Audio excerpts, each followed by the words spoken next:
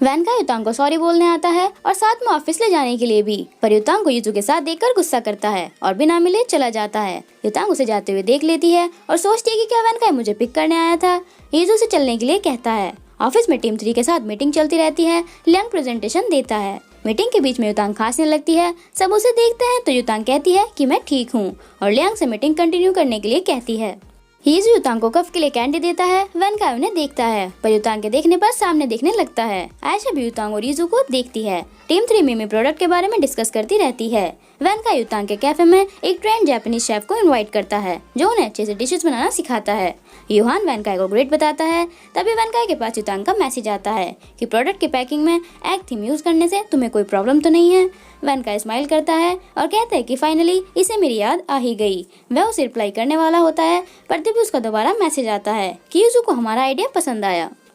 Van का yuzu का नाम सुनकर बिना रिप्लाई किए फोन पॉकेट में डाल लेता है। न्यू मिमी सोप रेडी हो जाता है। सब उसे ट्राई करते रहते हैं। युतांग फोन चेक करती है, पर वैन का कोई रिप्लाई नहीं आता। रात को युतांग घर आ जाती है। यूहान बातों बातों में उसे शेफ के बारे में बताने ही वाला होता है, पर उसके डैड मना कर देते हैं और युतांग के लिए खाना लाते हैं। वे उसे बताते हैं कि हमने न्यू फ्लेवर ट्राई किया है। युतांग को डिश पसंद आती है। सीईओ की टीम 3 के साथ मीटिंग चलती रहती है। युतांग प्रेजेंटेशन देती है। प्रेजेंटेशन ओवर होने के बाद वैन का बिना युतांग की तरफ देखे वहाँ से चला जाता है। युतांग उसे देखती रहती है। कैफे में यूहान और उसके डैड डिश बनाकर शेफ को टेस्ट कराते हैं। वह उसे डिलीशियस बताता है। दोनों खुश होते हैं और उसे थैंक यू बोलते हैं।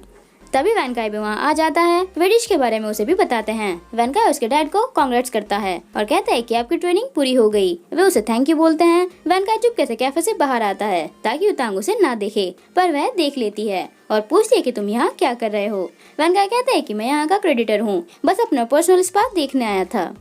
युतांग कहती है कि इस बारे में हमारी बात हो चुकी है, मैं तुम्हें पे कर दूंगी। वैन काई कहता है कि तुम इतनी हॉलिडेज लेती हो तो 8 इयर्स की एज तक भी रिपे नहीं कर पाओगी। युतांग कहती है कि तुमने ही तो मना किया था आने से। वैन काई कहता है कि अगर मैंने मना किया तो तुम नहीं आओगी क्या? अगर तुम्हारा यही एटीट्यूड रहा तो क्या तुम्हें शॉप वापस मिल जाएगी? युतांग कुछ बोलने वाली होती है, पर वह बाय बोलकर चला जाता है। युतांग भी अंदर चली जाती है। मिमी प्रोडक्ट का पहला स्टॉक रेडी हो चुका है। टीम 3 अपने स्टाइल में हीजू को थैंक यू बोलती है। चीफ सबको एनकरेज करती है कि हम टीम 1 से हार नहीं मानेंगे। सब लोग हाँ कर देते हैं। चीफ कहती है कि आज से हर डिस्ट्रिक्ट में मिमी सोप की ब्रांड टेस्टिंग स्टार्ट होगी। हीजू भी उनसे साथ चलने के लिए कहता है, पर सब उसे मना करते हैं और कहते हैं कि इसको सेल करना हमारी रिस्पॉन्सिबिलिटी है। हीजू ने बताता है कि ये पहला प्रोडक्ट है जो मैं डायरेक्ट कर रहा हूँ, तो मैं चाहता हूँ कि मेरी पोजीशन चेंज होने से पहले ये सक्सेसफुल हो जाए। मैं अपने डैड और सोसाइटी को दिखाना चाहता हूँ कि मुझ में भी एबिलिटी है जिन कंपनी का बिजनेस आगे बढ़ाने की। युतांग स्माइल कर देती है। हीजू युतांग को ही देखता रहता है। तो चीफ उन्हें रोकने के लिए वर्क डिस्ट्रीब्यूट करना स्टार्ट कर देती है। लियांग और जियांग स्टोर्स जाएंगे। चैन्यू और जिया स्पा सेंटर्स जाएंगे। चीफ यूजू और युतांग को अकेले साथ नहीं जाने देती और कहती है कि हम तीनों एक ग्रुप में रहेंगे और बड़े स्टोर्स में जाएंगे। और यीजू से पूछती है कि तुम्हें कोई प्रॉब्लम तो नहीं है। यीजू मना कर देता है। जाते हुए उन्हें आयशा और वैन काई भी मिल जाते हैं। वैन काई उनसे प्रोग्रेस पूछता है तो चीफ बताती है कि हमने अलग अलग प्लेसेस डिसाइड कर लिए हैं। वैन काई कहता है कि न्यू मिमी अब तुम लोगों के हाथों में है और बिना युतांग की तरफ देखे वहाँ से चला जाता है।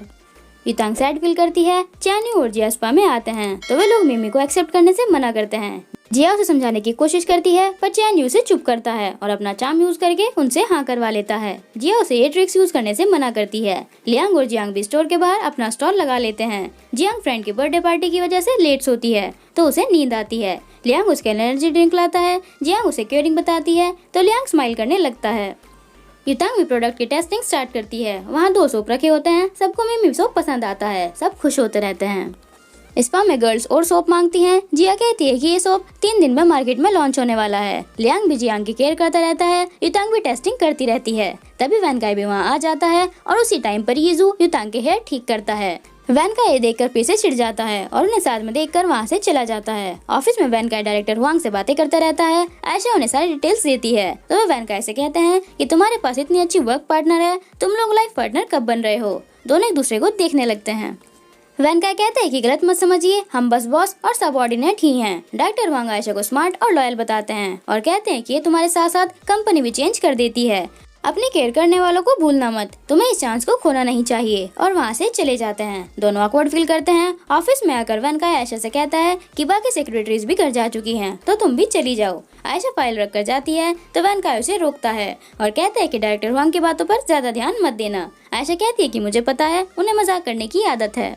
वनकाय कहते हैं कि डायरेक्टर हांग की बात नहीं है, पिछले 2 सालों में भी कुछ मिसअंडरस्टैंडिंग हुई है और मैंने उन्हें हमेशा इग्नोर किया है। वह उसे बुरा फील कराने के लिए सॉरी बोलता है। वनकाय वहाँ से जाता है तो आयशा उसे पीछे से हक कर लेती है और सॉरी बोलकर कहती है कि ऐसे ही रहकर मेरी बात सुन लो, और कहती है कि मैं लकी हूँ, जिसे प्यार करती हूँ उसी के साथ काम किया, मेरे लिए सॉरी फील मत करना, मैं तुमसे सच में प्यार करती हूँ। वनकाय उसका नाम लेता है तो आयशा पीछे हो जाती है और कहती है कि तुम्हें कुछ कहने की जरूरत नहीं है, मुझे पता है कि तुम मुझसे प्यार नहीं करते, तुमने मुझे फैमिली की तरह ट्रीट किया, मैं उसी में खुश हूँ, जिसे तुम लाइक करते हो उसे बताना चाहिए, कोई बात नहीं अगर रिजेक्ट कर दिए जाओ, बाद में पछतावा तो नहीं होता। वनकाय उसकी बातें सुनता रहता है। आयशा कहती है कि मैंने तुमसे कह दिया, अब मैं खुश हूँ और आगे बिना फीलिंग्स इन्वॉल्व किए मैं तुम्हारे साथ अच्छे से काम कर सकती हूँ, तुम्हें भी बता देना चाहिए जिससे तुम प्यार करते हो। वनकाय उसकी बातों का मतलब पूछता है। आयशा कहती है कि क्या तुम अब भी युतांग को इग्नोर करना चाहते हो, तुम उसे लाइक करते हो पर उसे अभी तक नहीं बताया, बस यही सोचते रहते हो कि युतांग क्या सोचती है। आयशा कहती है कि जाकर उसे बता दो, तुम्हें आंसर मिल जाएगा। वनकाय स्माइल कर देता है और उसे थैंक यू बोलकर कहता है कि तुम्हारी ओपिनियन मेरे बारे में हमेशा करेक्ट होती हैं, पर इस मैटर को ऐसे ही रहने दो। आयशा उसे समझाती है और कहती है कि इस चांस को मत जाने दो। वनकाय कहता है कि इस बारे में बात मत करो। आयशा कहती है कि मैं तुम्हें फोर्स नहीं करूंगी, पर तुम्हें मेरे साथ आज डिनर पर चलना पड़ेगा। वनकाय हाँ कर देता है। बाहर आयशा को यीजू मिल जाता है। आयशा कहती है कि तुम युतांग का वेट कर रहे हो, पर वह यहाँ नहीं है। यीजू से बताने के लिए थैंक यू बोलता है और वहाँ से जाता है। तो आयशा उससे कहती है कि क्या तुम मुझे लिफ्ट दे सकते हो। यीजू हाँ कर देता है। वनकाय रेस्टोरेंट में आयशा का वेट करता रहता है। वह आयशा को मैसेज करता है कि तुम आज तक कभी लेट नहीं हुई तो आज क्यों। आयशा कहती है कि मैं रास्ते में ही हूँ। तभी युतांग वहाँ आ जाती है और रिसेप्शनिस्ट से कहती है कि मिस आयशा ने मेरी रिजर्वेशन करा रखी है। वह आकर देखती है तो वनकाय वहाँ बैठा रहता है। दोनों एक दूसरे से पूछते हैं कि तुम यहाँ क्या कर रहे हो। वनकाय कहता है कि बैठ जाओ, आयशा ने अपने लिए सीट रिजर्व नहीं की। दोनों चुपचाप डिनर करते रहते हैं और एक दूसरे को देखते हैं। खाते हुए युतांग के हेयर आगे आते हैं तो वह यीजू का दिया हुआ रबर बैंड बालों में लगा लेती है। वनकाय को ये देखकर अच्छा नहीं लगता। वनकाय के फेस पर कुछ लग जाता है तो युतांग साफ कर देती है और कहती है कि तुम अब भी पहले की तरह ही खाते हो। वनकाय कहता है कि क्या सच में। युतांग कहती है कि आई विश हाई स्कूल वाला टाइम वापस आ जाए जब हम एक दूसरे से बहुत सारी बातें करते थे, अब की तरह नहीं। वनकाय कहता है कि तुम कहना क्या चाहती हो। युतांग कहती है कि उस दिन तुम्हारे घर पर मैंने क्या गलत कर दिया था जो तुम इतना गुस्सा हुए। वनकाय कोई आंसर नहीं करता और खाना खाने लगता है। युतांग कहती है कि मुझे पता था तुम बात नहीं करोगे, पर मुझे तुमसे आज क्लियरली पूछना ही है। वनकाय उसकी बातें सुनने के लिए खाना बंद कर देता है। युतांग उसे सारी हेल्प्स के बारे में बता देती है जो उसने सीक्रेटली की थी और पूछती है कि तुम करना क्या चाहते हो। तुम तो मुझसे बदला लेना आए थे ना, तो मेरी हेल्प क्यों कर रहे हो, मेरी केयर भी कर रहे हो और प्रोटेक्ट भी। वनकाय उसे देखता रहता है और कहते हैं कि अगर तुम गैस करने में इतनी ही स्मार्ट हो तो तुमने अपने हेयर क्यों बांधे हुए हैं जब मैंने कहा था कि तुम खुले बालों में अच्छी लगती हो। युतांग कहती है कि मैं ए के बारे में पूछ रही हूँ और तुम मुझे जी का आंसर कर रहे हो। वनकाय कहता है कि मेरे लिए ए और जी इक्वल हैं। युतांग कहती है कि आज मैं हमारे रिलेशनशिप के बारे में सारी बातें क्लियर करना चाहती थी, पर तुम इसी बात पर अटके हुए हो कि मेरे बाल बंधे हुए हैं या खुले, और रबर बैंड निकाल देती है। युतांग रबर बैंड देखकर कहती है कि क्या तुम इस रबर बैंड की वजह से गुस्सा हो जो यीजू ने मुझे दी है। वनकाय कोई आंसर नहीं करता। युतांग कहती है कि तुमने ही तो हमारी कोलैबोरेशन यीजू के साथ कराई है और अब तुम इस छोटी सी चीज के ऊपर नखरे दिखा रहे हो। वनकाय उसे देखता रहता है। युतांग कहती है कि क्या तुम्हें लगता है यीजू मुझे लाइक करता है तो उसने मुझे ये रबर बैंड दी, और क्या ये लगता है कि उसकी दी हुई रबर बैंड पहनने से मैं उसे लाइक करती हूँ। वनकाय कहते हैं कि तुम्हारा पहला क्वेश्चन तो करेक्ट है, पर दूसरे का आंसर तो तुम्हें खुद ही बताना होगा। युतांग कहती है कि तुमने आयशा को ब्रेसलेट दिया था तो क्या तुम भी उसे लाइक करते हो। वनकाय कहते हैं कि उसका बर्थडे था इसीलिए दिया था। युतांग कहती है कि तो क्या वह तुम्हें लाइक करती है जो उसने तुम्हारा दिया हुआ ब्रेसलेट पहना है। वनकाय कहते हैं कि तुम्हें इससे क्या फर्क पड़ता है। तो युतांग कहती है कि तो तुम्हें यीजू से क्या फर्क पड़ता है। युतांग कहती है कि तुम्हें पता है मैं क्या पूछना चाहती हूँ, पर तुम आंसर नहीं करना चाहते और अब मैं तुमसे दोबारा नहीं पूछूंगी। वनकाय उसे देखता रहता है। युतांग रबर बैंड वहीं टेबल पर डालकर चली जाती है। आयशा और यीजू को साथ में दिखाते हैं। यीजू उससे कहता है कि अगर तुम कुछ शेयर करना चाहती हो तो कर सकती हो। आयशा उसे बताती है कि मैं जब भी हैप्पी या सैड होती हूँ तो यहाँ पर आती हूँ, और ब्रेसलेट देखकर कहती है कि मैं इसे हमेशा पहनकर रखना चाहती थी। यीजू को रेस्टोरेंट वाली बात याद आ जाती है और उसे पता है कि ये ब्रेसलेट वनकाय ने ही दिया था। वे कहते हैं कि अगर तुम्हें पसंद है तो पहने रखो। आयशा ब्रेसलेट उतारकर पानी में फेंक देती है और कहती है कि जो चीज हमारी नहीं होती उसे फोर्सफुली अपने पास नहीं रखना चाहिए। आज या कल वह चली ही जाती है। यीजू कहता है कि अगर हमें कोई चीज पसंद है तो हम उसमें करेक्शन करके उसे अपने पास रख सकते हैं। आयशा कहती है कि हम दोनों की सोच अलग है और आज मेरे साथ यहाँ आने के लिए थैंक यू। यीजू कहता है कि आई होप हम फ्यूचर में अच्छे फ्रेंड्स बने। आयशा कहती है कि किस्मत पर डिपेंड करता है और वहाँ से चली जाती है। चीफ मैंग सीईओ को मिमी प्रोडक्ट टेस्ट की रिपोर्ट देने आती है। वनकाय चेक करके कहता है कि ऐसे ही हार्ड वर्क करते रहो। चीफ कहती है कि आपने मुझसे ये क्यों नहीं पूछा कि युतांग मेरे साथ रिपोर्ट देने क्यों नहीं आई। वेनकाई कहता है कि जरूरत नहीं पड़ी, तुमने डिटेल्स अच्छे से एक्सप्लेन कर दी और रिपोर्ट में सब कुछ लिखा हुआ है। चीफ पूछती है कि क्या आपको टेंशन नहीं हो रही। वेनकाई पूछता है कि किस बात की टेंशन। चीफ कहती है कि फॉर्चून टेलर का दिया हुआ 1 मंथ का टाइम एंड होने वाला है। वेनकाई उनकी बातें सुनता रहता है। चीफ कहती है कि लोग दोबारा फ्यूचर में मिलते हैं, कोई बड़ी बात नहीं है, पर चांस सिर्फ एक ही बार मिलता है और वह चांस मिस नहीं करना चाहिए। वेनकाई स्माइल कर देता है। तभी आयशा आकर बताती है कि प्रेसिडेंट वांग ने सडनली टीम 3 के साथ मीटिंग अरेंज की है। वेनकाई शॉक हो जाता है। यह है प्रेसिडेंट वांग, यीजू के फादर और जिनवी कंपनी के ओनर।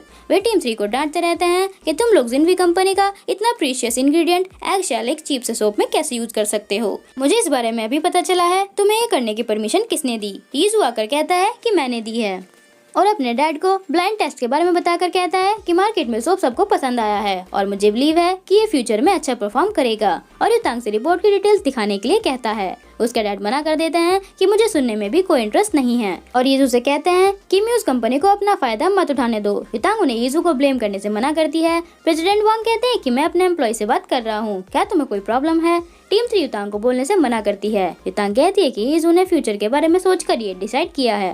वे कहते हैं कि क्या तुम इसके बारे में बात कर रही हो, तो फिर मैं इसके थॉट सुनना चाहूंगा। युतांग उन्हें मिमी और एगशेल के बेनिफिट्स बताती है। वे कहते हैं कि मैं इतना इंपॉर्टेंट इंग्रेडिएंट एगशेल चीप से सोप में ऐड नहीं करना चाहता, इससे एगशेल की वैल्यू भी खत्म हो जाएगी। युतांग कहती है कि ब्रेड और केक फ्लोर से ही बनता है, तो क्या आप कहेंगे कि ब्रेड और केक सेम है। दोनों प्रोडक्ट्स की अपनी अपनी वैल्यू रहेगी। जब तक लोग मिमी यूज करेंगे तो आपकी कंपनी को भी प्रॉफिट होगा। प्रेसिडेंट वांग कहते हैं कि तुम्हें सेल्स में आए हुए कितने दिन हुए हैं, क्या तुम मुझसे ज्यादा जानती हो। और पूरी टीम को डांट कर कहते हैं कि जिनवी कंपनी का एडवांटेज लेने के बारे में सोचना भी मत। तभी वेनकाई वहाँ आ जाता है। प्रेसिडेंट वांग वेनकाई से कहते हैं कि तुम सही टाइम पर आए हो, देखो तुम्हारी टीम क्या कर रही है। वेनकाई कहता है कि टीम 3 वही कर रही है जो मैं चाहता हूँ। टीम 3 उसे देखती रहती है और वह युतांग को। प्रेसिडेंट वांग वेनकाई से कहते हैं कि तुम मुझे बताओ कि एक चीप सोप जिनवी के लिए कैसे बेनिफिशियल है। वेनकाई कहते हैं कि अगर प्रोडक्ट अच्छा होगा तो सब लोग यूज करेंगे और सेल्स भी अच्छी होगी तो कंपनी को भी बेनिफिट होगा।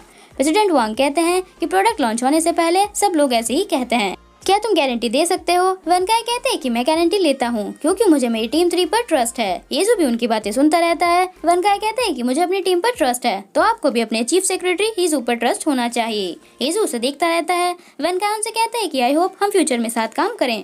प्रेसिडेंट वांग वेनकाई से हैंडशेक नहीं करते और कहते हैं कि मुझे एगशेल मीमी में यूज नहीं करना, मुझे कोई नहीं रोक सकता, और वहाँ से चले जाते हैं। यीजू भी सैड हो जाता है। चीफ सीईओ को उनके साइड लेने के लिए थैंक यू बोलती है। वेनकाई कहता है कि मैं आउटसाइडर्स के सामने अपनी टीम के साथ हमेशा खड़ा रहूंगा और कहते हैं कि अब प्रॉब्लम आ गई है तो मुझे तुम सबसे इंडिविजुअली बात करनी है और युतांग को देखता है। युतांग कहती है कि मुझे कुछ काम है, मैं अभी आती हूँ। दोनों से जाते हुए देखते हैं और फिर एक दूसरे को। युतांग प्रेसिडेंट वांग से बात करने आती है पर वे उसे इग्नोर करके चले जाते हैं। युतांग सैड हो जाती है। वेनकाई भी वहाँ आ जाता है। युतांग कुछ बोलने वाली होती है पर वेनकाई कहते हैं कि मैंने वही किया जो एक सीईओ को करना चाहिए और वहाँ से जाता है पर युतांग उसे रोक लेती है और कहती है कि क्या तुम मुझसे एक प्रॉमिस कर सकते हो।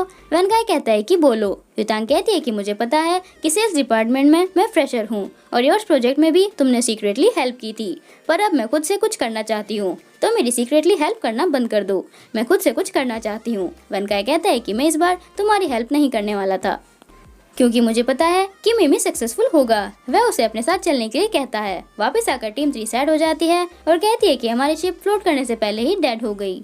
तभी वेनकाई आकर कहता है कि क्या तुम लोगों ने अभी से हार मान ली और अगर अब भी तुमने पहले जैसे बनकर काम नहीं किया तो हम लोगों की इंसल्ट हो जाएगी। सब चुपचाप खड़े रहते हैं। वेनकाई चीफ से कहता है कि तुम टीम लीडर हो और म्यूज कंपनी में स्टार्टिंग से काम कर रही हो, तुम्हें इन सबसे ज्यादा नॉलेज है, क्या तुम एक हल्की सी हवा को अपना शिप डुबाने दोगी। युतांग उसे देखती रहती है। वेनकाई लियांग से कहता है कि तुम बुक्स लिखने में अच्छे हो, अगर तुम मेन कैरेक्टर होते तो सिचुएशन को कैसे हैंडल करते। उसके बाद जिया से कहता है कि तुम सेल्स क्वीन कही जाती थी, टीम 1 के लोग भी तुम्हारे आगे झुकते थे, ये मत सोचो कि बेबी के आने के बाद तुम पहले जैसी नहीं बन सकती। उसके बाद जियांग से कहता है कि तुम बड़ी बड़ी पार्टीज अटेंड करती हो, क्या तुम किसी को नहीं जानती जो तुम्हारी प्रॉब्लम सॉल्व कर दे। उसके बाद चैन्यू का नंबर आता है। वेनकाई उससे कहता है कि तुम सेल्स किंग हो, पहले रिच लेडीज के साथ डील करते थे तो सारी इन्फॉर्मेशन निकालो। और लास्ट में युतांग से कहता है कि तुमसे मैं पहले ही बात कर चुका हूँ, तुम्हें अपने आप को प्रूव करके दिखाना होगा। युतांग कहती है कि मैं जरूर करके दिखाऊंगी। वेनकाई स्माइल कर देता है।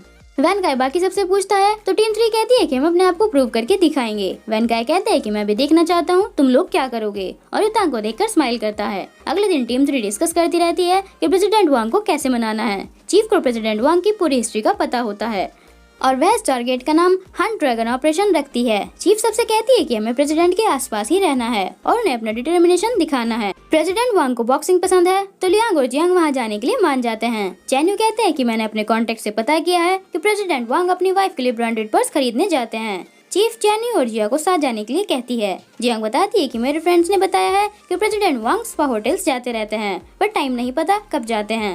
युतांग कहती है कि ये काम मुझ पर छोड़ दो, मुझे चाहे जब तक वेट करना पड़े मैं करूंगी। चीफ कहती है कि मेरे एनालिसिस के अकॉर्डिंग प्रेसिडेंट वांग जिद्दी हैं पर सॉफ्ट हार्टेड हैं और हमें ये हंट ड्रैगन ऑपरेशन सक्सेसफुल करना ही होगा। सब हाँ कर देते हैं।